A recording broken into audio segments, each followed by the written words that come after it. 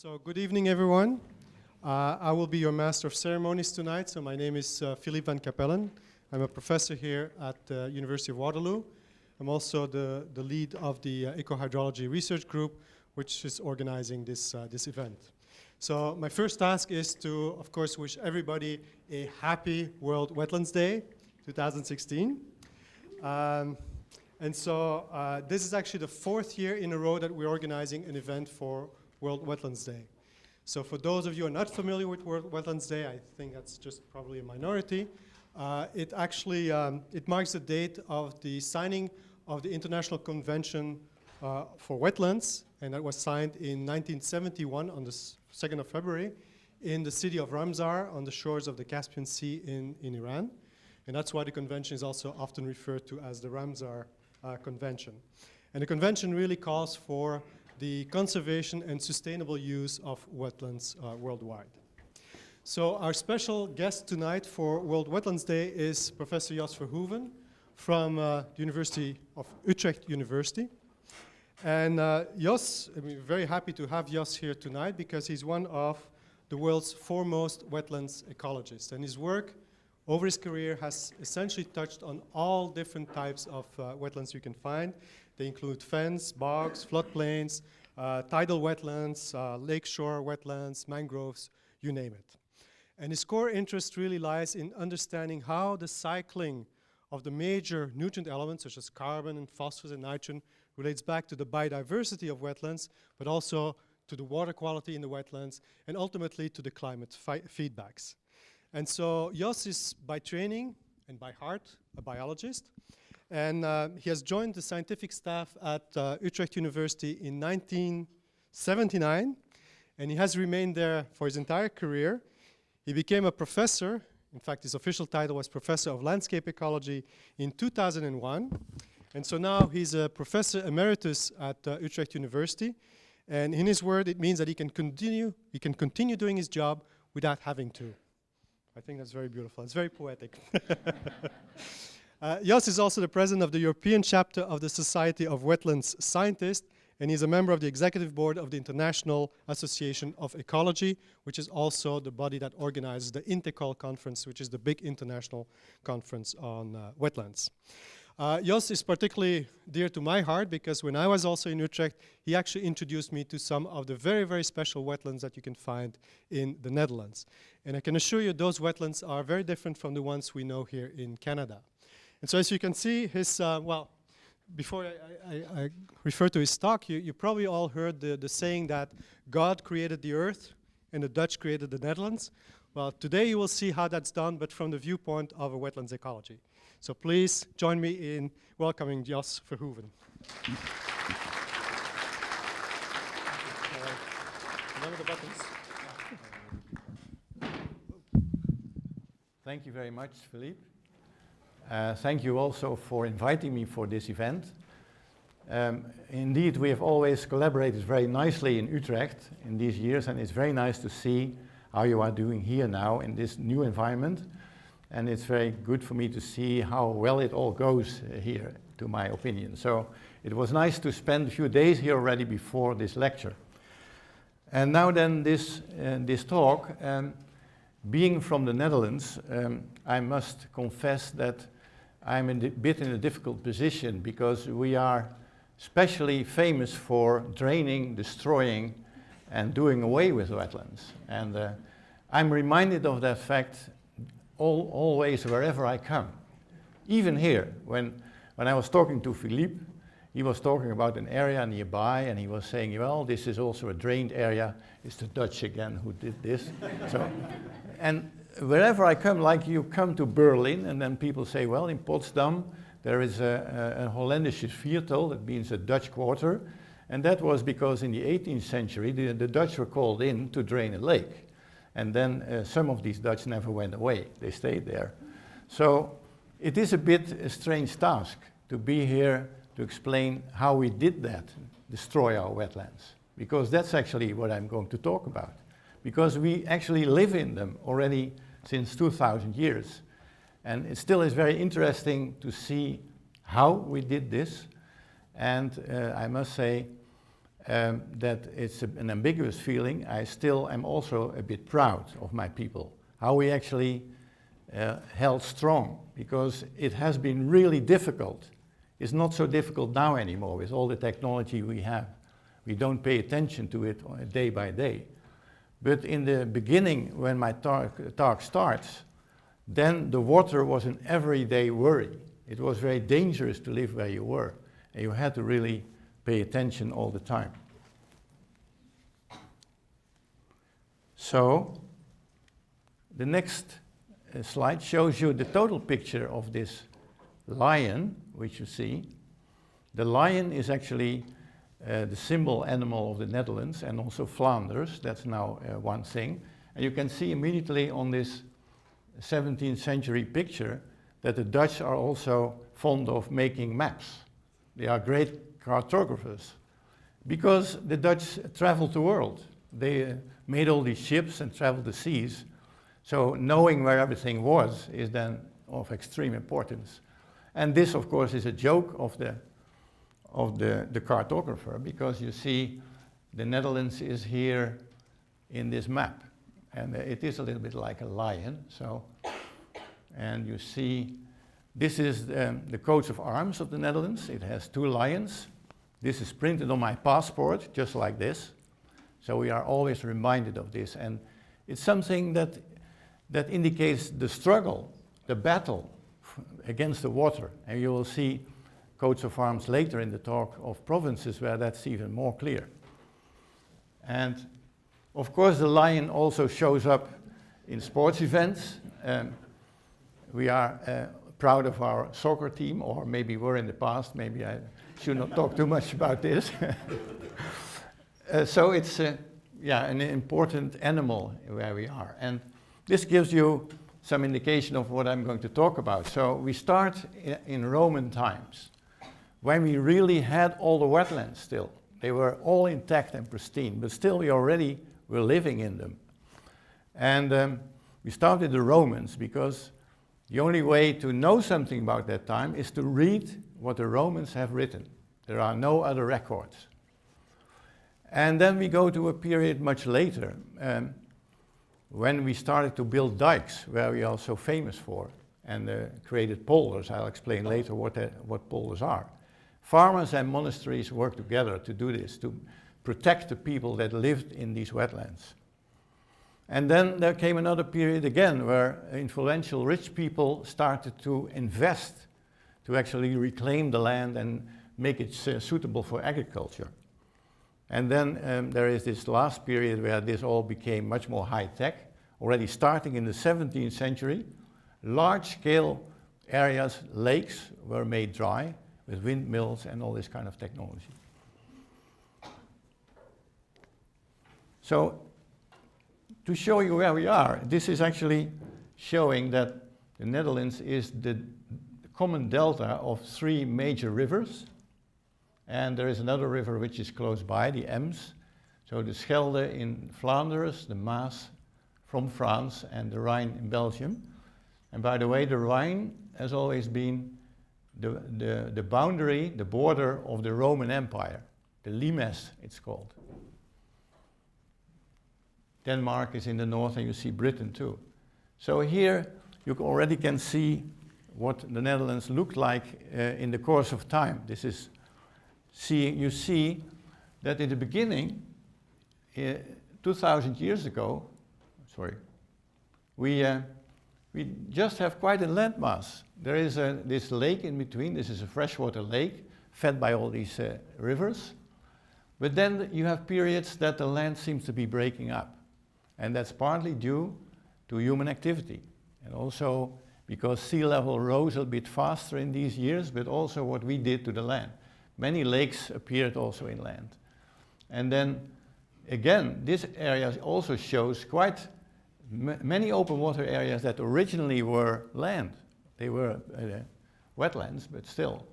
And then from 1900 you see that there is land gain again. So more and more technologies made it possible to drain lakes like this again, made them into land again. And here there are very recent polders, these 3, are from the 20th century.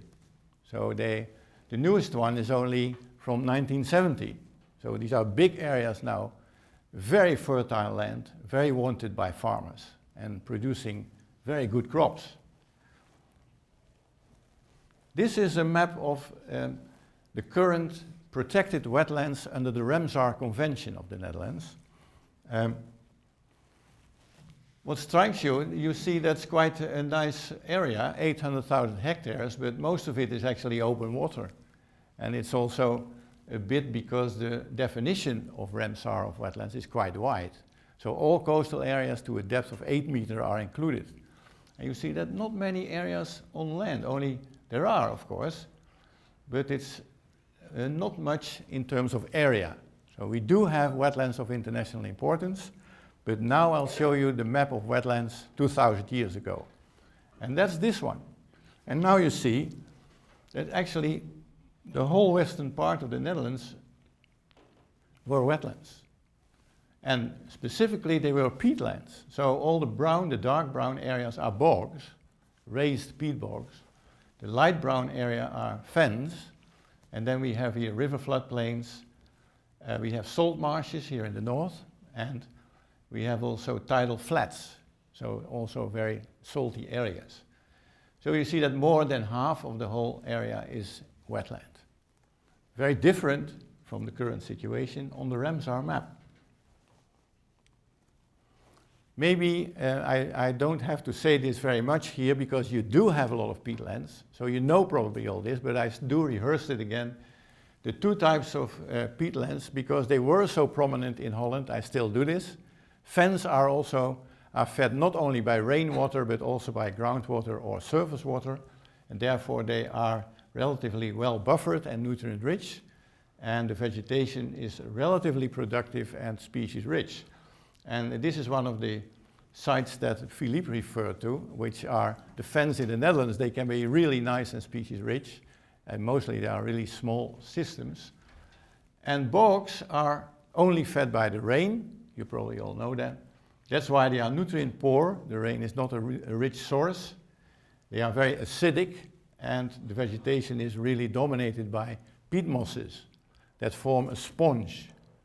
And this is a picture taken in Estonia. In Europe we do have very nice large raised bogs. And this is actually how a lot of the Netherlands would have looked like 2,000 years ago. Very difficult to get around in, these big bogs. And then this is also a picture taken from a scientist from Estonia who has depicted very nicely how in the course of maybe 4,000 years, a wet depression in the landscape is first filling up with fen peat. And this blue is actually the lake itself, the lake sediments. And then as soon as it's high enough that the groundwater and surface water cannot reach the surface anymore, then you get sphagnum, the peat mosses, and then you get a thicker and thicker peat layer, a raised bog. And not only the bog becomes thicker, but also the wet spot in the landscape becomes larger and larger, because it grows over the formerly dry side. So this sponge is actually sitting in the landscape. And it was very important that these bogs were raising, because the sea level was rising too in these 2,000 years. So in the Netherlands there was a bog formation which could keep pace with sea level rise. Everything was perfectly above sea level, this map that I showed. We did have very nice river landscapes like this that we can still find in Poland, for instance, with very nice gradients from the river channel. This is an artist's impression how the Rhine maybe could have looked like when it was still a living river that could meander. And then you have landscapes like this, maybe placed in the year 1000. There are people here, you can see that. And this is also indication of use by humans. So forested floodplains are the rule in these landscapes in our latitude. And then we did have also quite some salt marshes in the southwest and also in the north. A very typical system without trees, grassy vegetation, creeks for the tides, and brackish. And these look mostly like this. And now we are still going back again to Roman times. And it's interesting, I already said the Dutch were great cartographers. This map was made at the end of the 17th century to actually indicate what people at the time thought that the Netherlands would have looked like 2,000 years ago. And current geologists think that they were right. They think that this map is pretty accurate. It does represent how the Netherlands looked like in these years, and there are a number of important things to notice. Here we have this freshwater lake. We do not have much open water here, which we do have now. This is a lot of peatlands and clay landscapes, salt marshes, and here we have the River Rhine again. And in those years, 2,000 years ago, the River Rhine was the boundary between the Roman Empire and Barbaria. So this area was people lived here, but these were mostly the Frisians and the Chalks and other tribes. And you see all these dots here, these are dwelling mounds where these people lived on the salt marsh. And it's interesting to help everybody to imagine how the landscapes must have looked like. It's nice to read Roman writers, and especially Plinius. Plinius has written a nice account about landscapes because he was in the Roman army, and he was a very special person because not only was he a good military strategist, he also was a very lively man who always looked around and observed everything and also wrote everything down. And the rumors are that he never slept. Even when he was taking a bath, there was somebody who worked for him who was still reading books for him because he wanted to know everything that was known. And we owe it to him that he described what he did when he went on a mission outside the Roman Empire. So his mission was that he had to start in Utrecht, in this army camp, and then take a route to all the way here, where the Ems River is located. And he had to find a tribe there called the Chalks, and he had to give them a big punishment, because there had been some uneasy things in the past, and they really had to be beaten. So there were 5 ships that went on with his fleet. So he took first the Rhine and then the Vecht, which is a river which is also close to Utrecht. And then he describes that he is sailing here mostly with rowing boats through a very, very thick forest with the floodplain of this river. And then he comes in this open area, and there had been really a storm, and there were trees floating as a whole in the water. So he says how difficult it was, he writes that, to really sail around them, to navigate. And he even says it looked like we were fighting against the trees. We had a war with the forest. And then he became a bit worried because he had informed himself very well, and he knew that he had to pass here an area where the Frisians live. And he had been reading about an earlier expedition where people had to beat up the Frisians because the Frisians had not paid their taxes. The Frisians had cows, they do that still, but 2,000 years ago the Frisians already had cows, and the Romans demanded cow skins from them, and they didn't pay. So he had been reading about this expedition that happened 10 years before he went, and then this Roman guy had been persuaded to go into this land from the forest, and then he had been taking heavy equipment because there were all kinds of creeks that had to be crossed with heavy equipment, and then the Frisians really ran away, and then everybody got stuck in the mud. So, and when everybody was stuck in the mud, the Frisians came back and beat them all back into their boats. So when Plinius was reaching this area, he became extremely nervous because He was a very experienced soldier and had traveled all through Europe, but there had always been forests. But now suddenly, there came a very large open plain. No forest, only grassy vegetation and clay. And he really thought, this is the area where the Frisians are. So now let's be very careful, because we still have to go all the way here. And then they decided to, because already the Frisians made noise and made sure that they had been seen. So they camped overnight, and then he says very happily that a very boat came rushing in to say that the whole operation was called off, because the Emperor Claudius had decided that no adventures outside the limes had to happen anymore. So very happily he came back, but at least this story gives us some picture of the landscape, how it looked like. And what were these Frisians then? They were living in Friesland, so in this area with salt marshes in the north. Here, this green area, and here there were peatlands. And all these dots are dwelling mounds. So these Frisians 2,000 years ago, actually already longer ago, there was a period of 1,300 years that people have been living on dwelling mounds. And you can see how that worked. They were made of clay and cow skins and garbage. And this gives you a picture of how such a dwelling mound must have looked like. So there were a few houses on them, and you lived a little bit safe, but there were days that only the dwelling mounds were sticking out of the water, and when you had a real big flood, you could have to climb your roof to be safe. And you can still find these dwelling mounds now in the Frisian landscape. There are a few left. Originally there have been 3,000 of them, and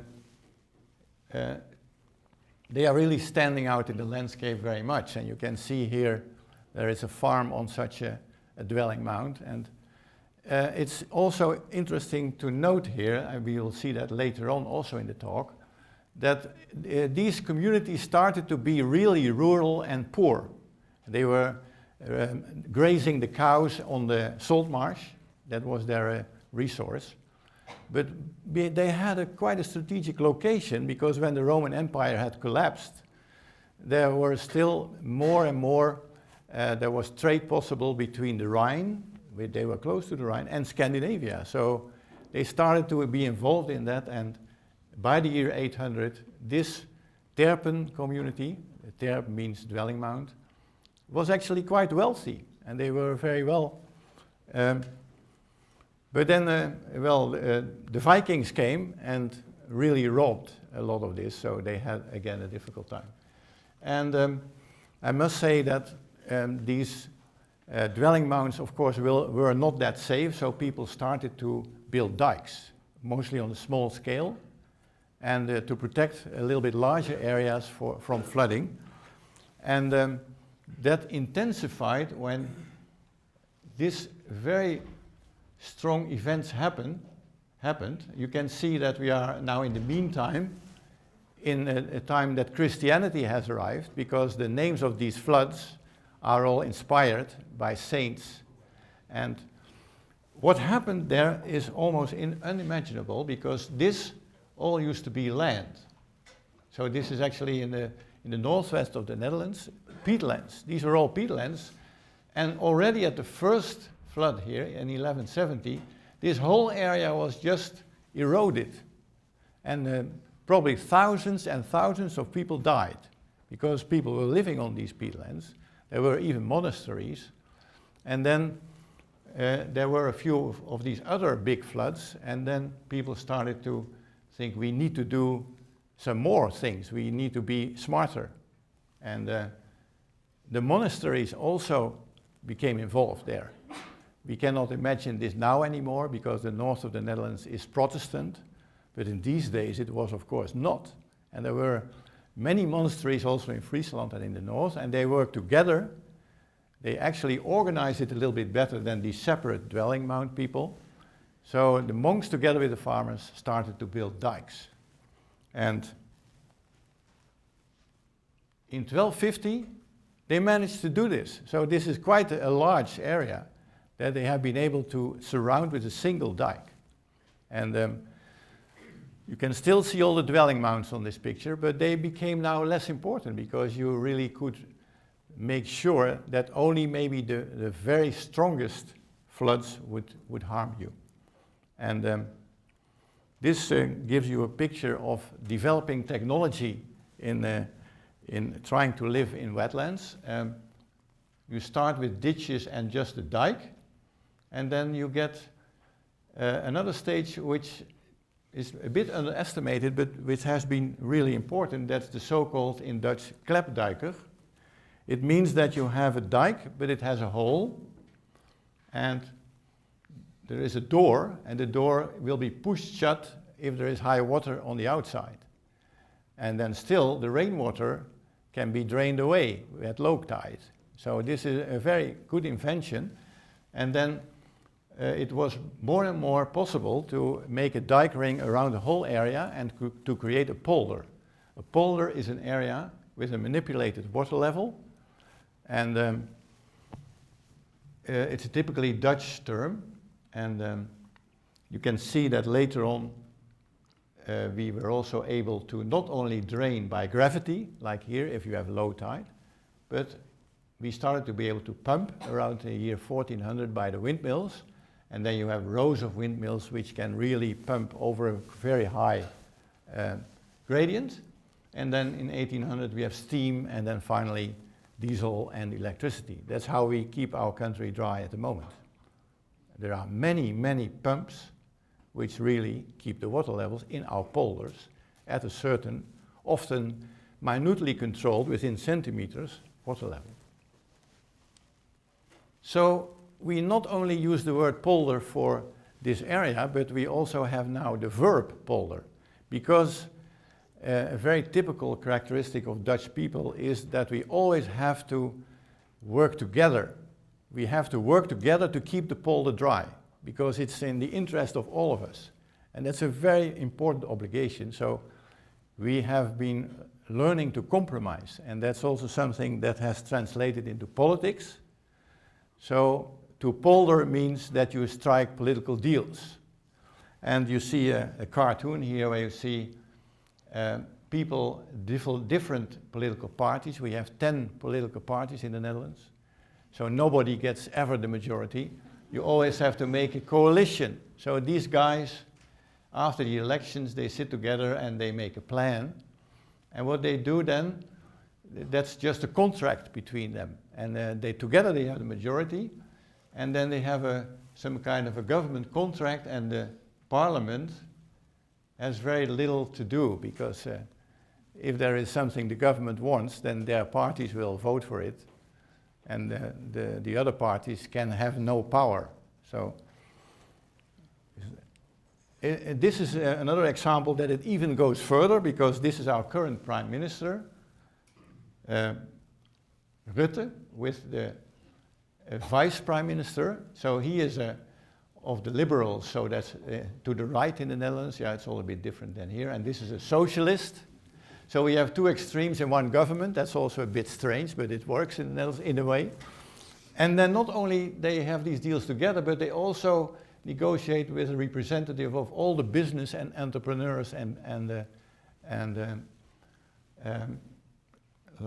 business community, and with the unions. So they make deals about how much should the wages increase, and then the unions say, okay, if you keep it that, then we will not protest. You know, these kind of things are being done. So poldering is something that is very typical for Dutch people. Okay, now how we have now seen that we have dikes, but how have all these peatlands been transferred into agricultural land? Because that's actually what has happened. And this process, you should see it like this, because a bog, if you have a bog of the size that I just showed on the map, then you have to go to Sweden, then you see this kind of picture. And in the Netherlands, such a bog looks like this. So some people have worked on it, you can say. And of course, all by hand in the past. And in the next picture you see that there are many ditches in the landscape to drain the water away. And this picture gives that for the area north of Utrecht. So this was one bog. Here you have a river. And you see here all these different polders. This is, for instance, a polder. And then you start with digging a canal, and also the spill bank is then your dike. Here you place the farms, and then you drain with these drainage ditches the water into this canal. So that's the way they did this. And you can see the years when these areas were reclaimed. So starting close to Utrecht, because it was the Bishop of Utrecht who did this. He was a very influential, rich guy. So he then paid for making this polder, and then he sold the land to farmers, and each farmer got one strip. And you can see on the next picture that all the farms, you have an aerial picture, you have one strip of land and you have your farm here. That was a situation in the 14th, 13th century. And these farmers did very well in the beginning because the peat was decomposing. There were many nutrients in the peat that became available, and they were growing crops. It was going very well. And it was the first time that people, ordinary people like you and me, could own land. So it was given to them or sold to them by the bishop. And the farms now in this area look like this. It's a nice area. And here you can see another feature, what has happened here after a very long time of farming. Things became wet because the peat sinks. You are losing the peat because it is converted to CO2 and water, because there is oxygen coming in the peat. And then it becomes wetter, so your crops at some point will not grow very well anymore. And we had to wait until windmills came to drain deeper, but for a long time farmers were a bit desperate, and they started actually to sell their land in blocks. So they were dredging the peat, let it dry, and sell it. They sold it to cities like Amsterdam and Utrecht, where there was a lot of demand for heating fuel. And you can see in the back of this picture that this can be a bit dangerous, because if you leave these areas in between these dredging ponds narrow, then you may have erosion, and then you have the enemy water in your backyard. So that has created many lakes in the Netherlands, because they did this too drastically. Exploration of peat created a lot of lakes that have created dangerous situations. So this is a picture showing these turberies, how large scale it was, but all by hand, of course. Many people walk like this in these days, it seems. And well, this is actually a nice picture of what happened to the land level. You can see that the sea level rose in all this time, in all this millennium, and the land level was subsiding because it was nicely above sea level in the beginning, because the bogs could keep pace with sea level rise, but we drained them. And then you get the subsidence, and now the average is -2 meters, and in all these lakes you are in -4 meters, 4 meters below sea level. We still have to pump that water away all the time to the present day. And you can see this in this landscape picture a bit better. You start 900 with a peat layer, which is purple in this picture, and in the course of time this is all shrinking away, and you end up with a situation where the canal has a much higher level than the level of the ditches in your landscape. That's why sometimes in the Netherlands you can see a ship very high on the horizon, higher than you would think. So then we have a turning point, because now we are in a situation that a lot of water has been created in the backyard. You know, we may have protected from the sea a bit, but we have made it really dangerous. And then we had the 17th century. That was a century that the Dutch traveled the seas. We were colonials. We got lots of money. And all these wealthy merchants, they were looking for investments. And also, they of course wanted to not only have a nice house in Amsterdam, which you can still see, but they also wanted to have a house somewhere else where they had a little castle with a nice garden. And therefore, some of these lakes began to be made dry, and this guy, called Leegwater, that means empty water, so that is a name he gave himself, you know. He was very proud, so he actually developed the technology, and also he was so brave to really start to to pump one of these very big lakes, 7,200 hectares, dry with windmills. So he placed 50 windmills around the lake. They were turning for 3 years, and it was dry. And this is actually a map of this area, the Beemster. It's now very famous for its cheese and also for it's very good farmland. And well, there are a few villages here, and the next picture is taken in one of these villages. Here you have a statue of Mr. Leegwater. He is, of course, honored there. You are talking about -4 meter sea level, but it's still dry there, you can see it. And this is actually what most of the land initially was used for. It was used for these rich people who wanted to have a big house and a very nice French-designed garden. Not so far from Amsterdam, maybe 15 kilometers. And we have lost all of those. Not a single one is still there, because this land is such good farmland that is now all in use for growing all these crops. And this gives you, this is from one of these other similar lakes where the windmills are still left. So you can see, here you see they are going around all the time, and they were just turning for 3 years to make it dry. And in this Beemster polder we still have some very nice estates. You can see some nice pictures of big farms. But this is actually the basic picture that you see. A lot of intensive agriculture of, I think these farmers have a very good income. So here you can see the Beemster and some other of these lakes. They were all one after the other. They were just made dry. And there is one here, that's the Haarlemmermeer. And that one stayed, there were many plans to do it, but it was much bigger. So it is, you can't see it in whole, but it extends all the way down here. And it was really seen as an important dangerous lake, because this is connected to the sea, and you have a very large sea branch here, estuary, and you see that it's almost connected. So if this would ever be eroded, that would really be a lot of loss of land and a dangerous situation. So finally, only after steam came, this lake was also pumped dry. So there were 2 of these steam stations that did this in 3 years' time.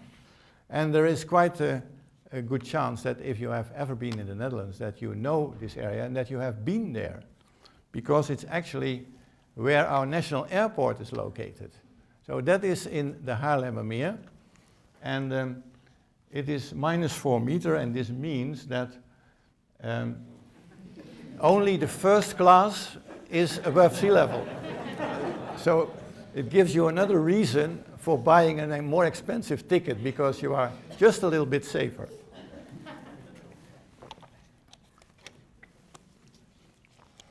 So a few pictures of what we did with the rivers, because they were very important also for us, of course, as you can imagine. And they were also giving us really problems often. And I will also show you something about disastrous inundations, and then finally some more about wetland protection. That's something we really do. I have to convince you that even the Dutch, we are really protecting wetlands now. You don't believe it, but it's true. So if you think about the rivers, this is a picture of an artist again. And the situation here is still that the river can still meander. So it's a meandering, very large river, but you can see that there are already dikes. So even in the 17th century, dike rings were also placed around the rivers. And you see some clay pits. People were taking the clay for bricks. You know that our houses are made of bricks, and the rivers are actually the source of all the clay. A little bit later, you see that there is now also another protected area with a lower dike here, so that even between this big dike and the smaller dike, in the summer there is no flooding, so you can have some agriculture here. And still, the Dutch never have diked too narrow, because if there is a high discharge, the water has to go somewhere, otherwise you have immediately an inundation. So the dikes are quite wide apart, but there are also so-called summer dikes to protect what is here in the floodplain. And then in the 1920s, something else happened which was very significant, because the meandering was stopped by building all these groins. So these are made of basalt blocks. So, and they freeze the channel. So the channel can no longer move in all these directions in meandering. It's very important also for navigation, because the channel remains narrow and doesn't have to be dredged. So that was quite a smart move. And here you can see the brick factories. They are very close to the river. And again, this agricultural use, which had become really traditional. And well, if you go back in time, you see that not only in the north we had dike rings, but also around the rivers, and also in the southwest. The southwest is an area we have not talked about very much yet, but that was also quite a dangerous area with many islands and many, very close to the sea and closer to the channel also. And this is actually the coat of arms of the Zeeland province, which is in the southwest. And well, you can see that the lion is actually wading in water here. And they have also this logo, or this saying, Luctor et emergo, which means I wrestle and emerge.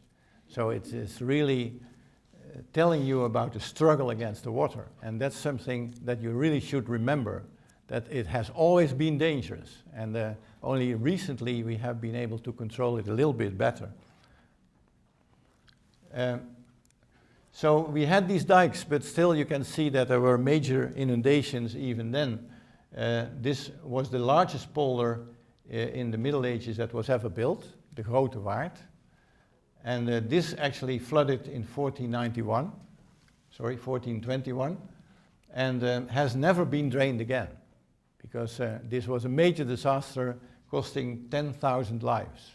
So, and then in the southwest and in Amsterdam, we also had areas that became flooded regularly. So we also have some pictures of that. This is an unknown Dutch master who made a picture of the St. Elizabeth flood in 1421. You can see that the dike breaks, the water pours into this Grote Waard. There were 11 villages, and that is where so many people have been drowned. And the rumors are that these towers of all the churches, the 11 towers, have been sticking out of the water for tens of years after that. And never was this built up again, this area, because it was such a big disaster. And also along the rivers we had inundations. And you can see in this picture it was not really rare. If you see how many of these are indicated, mostly not of all of them were very large, but they were all dike breaches. And the most important one, the most important disaster in the river area was in 1855, when we had a major flood, and there was also a lot of ice on the river.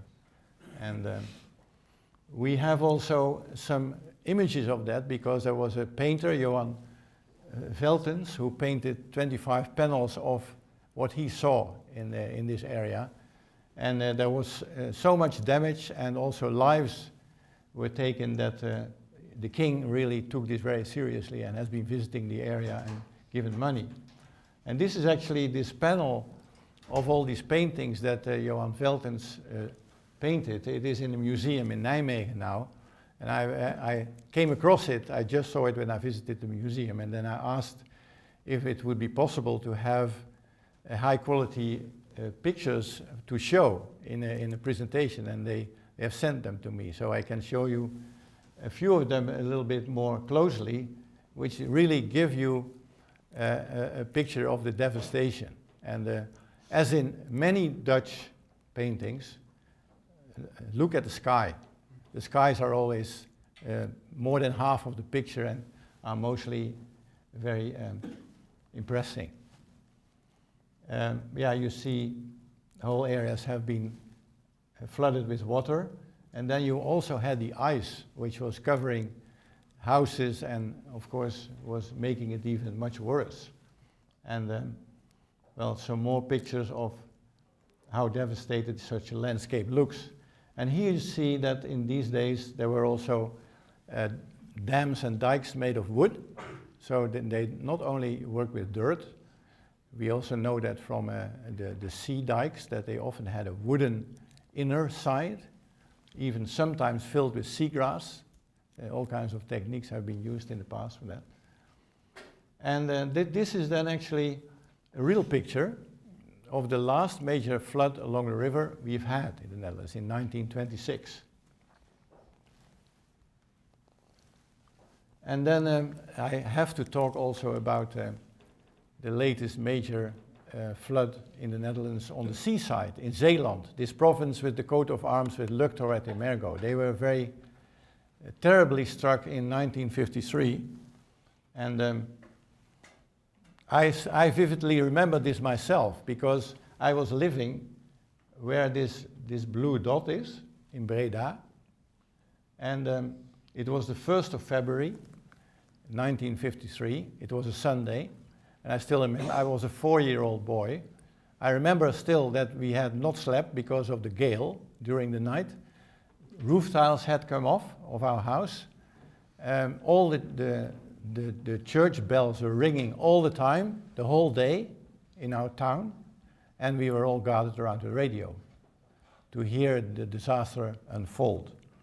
And that was really, yeah, it was a terrible thing. All these islands had been flooded deeply, so it was very difficult for these people to escape, and yeah, it was something that I still vividly remember very well.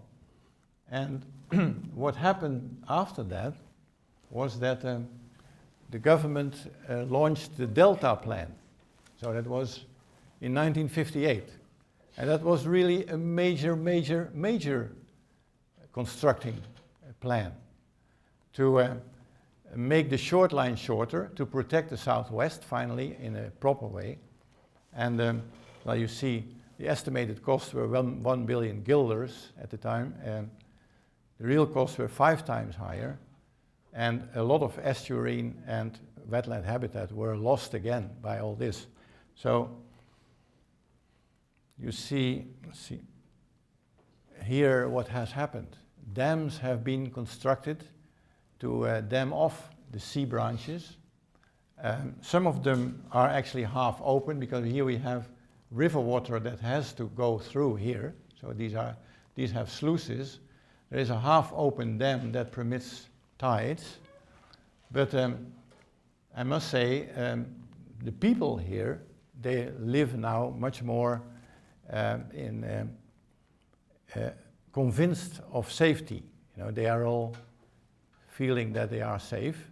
And we don't know what climate change will bring us, but this is really so, such a collection of high dams that we can really get some more sea level rise without any problems. But the losses were larger than expected, and I still remember that I was a student at the time when this was half finished, so it took 25 years to finish all this.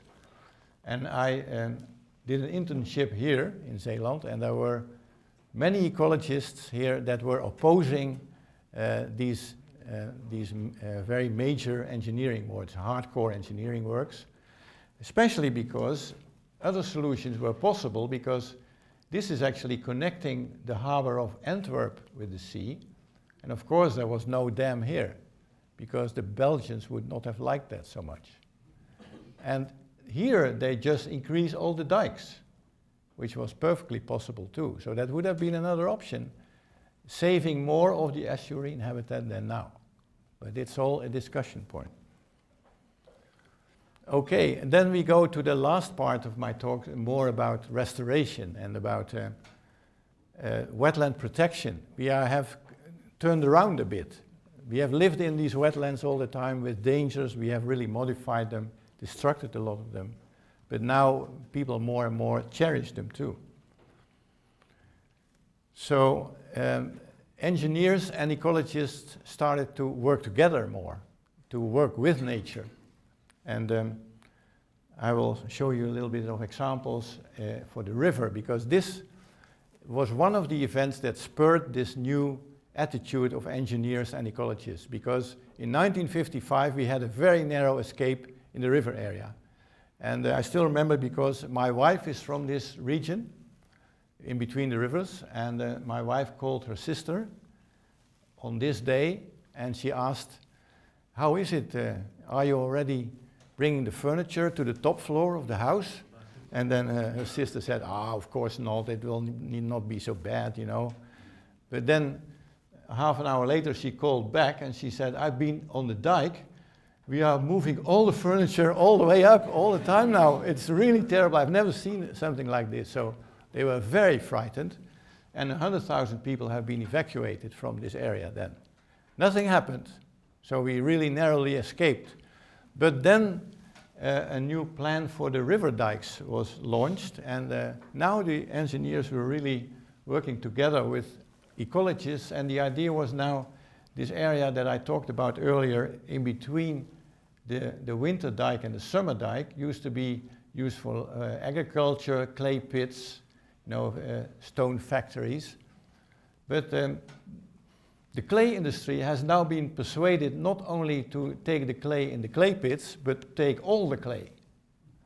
And then you are left with a much nicer sandy landscape with all kinds of gradients, where you have maybe side channels, and then we have, this was all also supported by the program of the Dutch government, Space for the River. We have to give the river more space. So this created also then much more beautiful landscapes and a much better situation for biodiversity.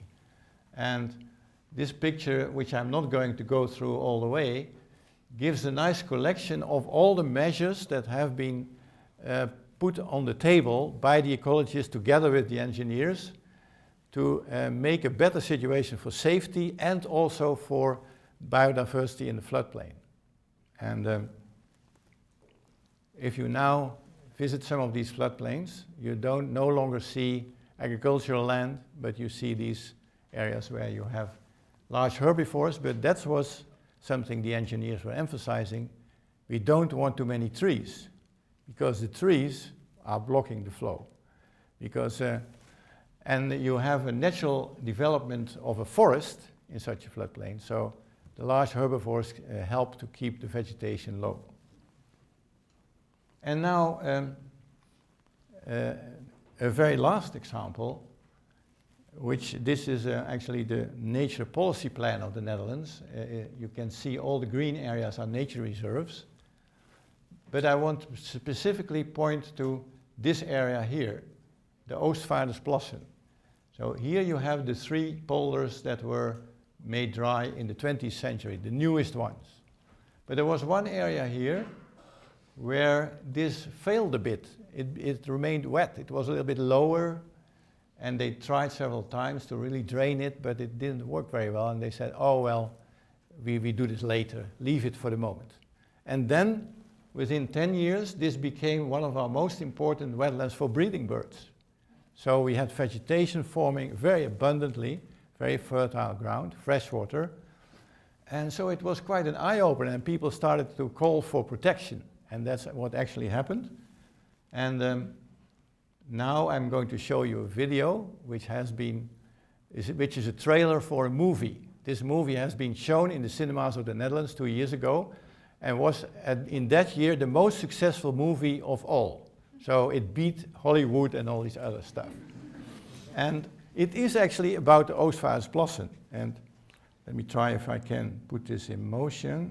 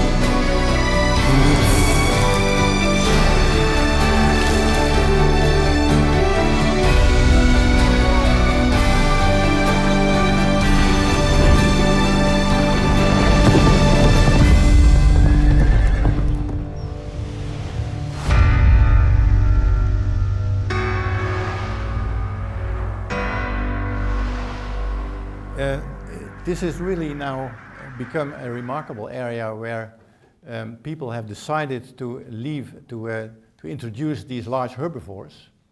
And the ecologists have decided that no management further was allowed. This is pristine nature, and it's just reminding of 2,000 years ago, let it all go. So what happened, of course, is that these animals are breeding and the numbers really become higher and higher, and that has created some problems at least. But what I must say is that the diversity is phenomenal. The number of bird species breeding there is enormous, and it's just a romantic idea, of course, of the ecologists to have no management, to really let it all go. But then it has some drawbacks, because every year 25% of these big animals dies because of starvation. They have no food, especially at the end of the winter, because this is a very fertile ground. Lots of primary production of plants, but then that means that all these animals get a lot of young, because they eat a lot, there's a lot of food, but then comes the winter. And in the winter there is no food. And then they have to go through the winter on their reserves, and that's not always possible. So there have been discussions in Parliament about this. Many people were very worried about all these starving animals, and they didn't want this anymore.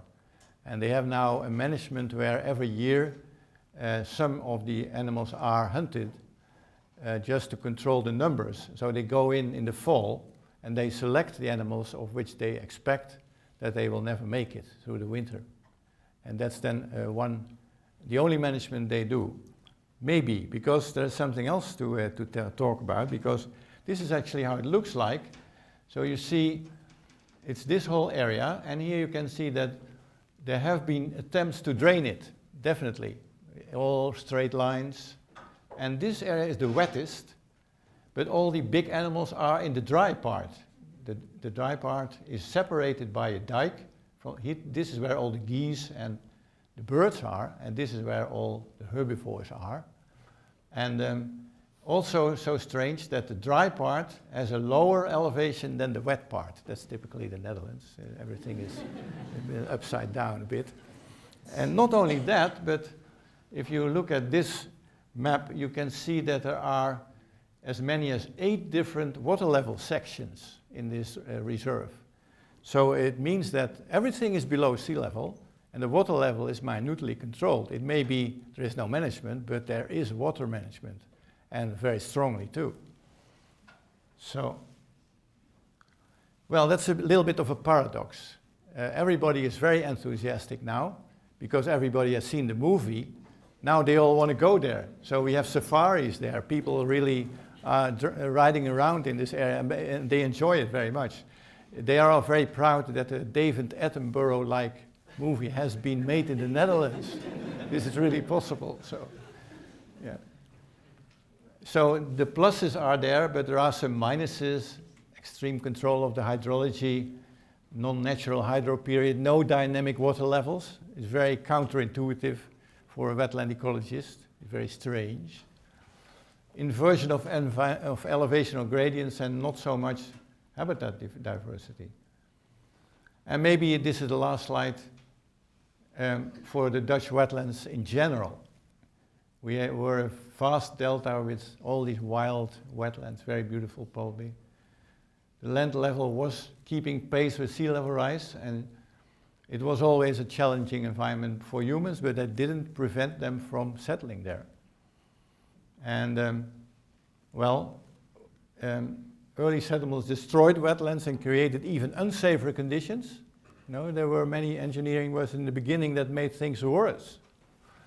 And then later on, even people started to learn, but you know, even in 1953, there was this big disaster, so it's still dangerous. But generally, it's very nice to live in the Netherlands, I can say that. It's a fantastic place. And even if you appreciate it more, you even like that these ships are there higher than the land, and that you have to explain to people that water not always flows from high to low, but sometimes the other way around.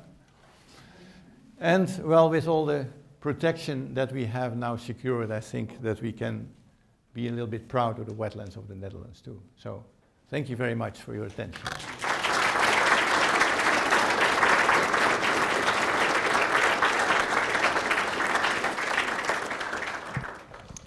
So we're running a little late, so we still have time for 1 or 2 questions. So are there any urgent questions or remarks or comments? If not, maybe I have one comment. And one thing you didn't mention is that all these waterworks and all these poldering and these dikes also actually led to the defense system of the Netherlands starting in the 19th century. So maybe you want to comment on that. Yeah, I think that was already hinted at when the Frisians persuaded the Romans to go in the clay and then were beating them up. That has been a tactic which we have applied all the time. So whenever we had an enemy, we were sure to really try to get them in a place that they would sink. Yeah. So that almost always was successful. Yeah. So. Yeah, the Spanish and the French both experienced that. Yeah, that's right. And also there were, at some point, we had also a whole system where we could flood land, agricultural land, as a barrier to really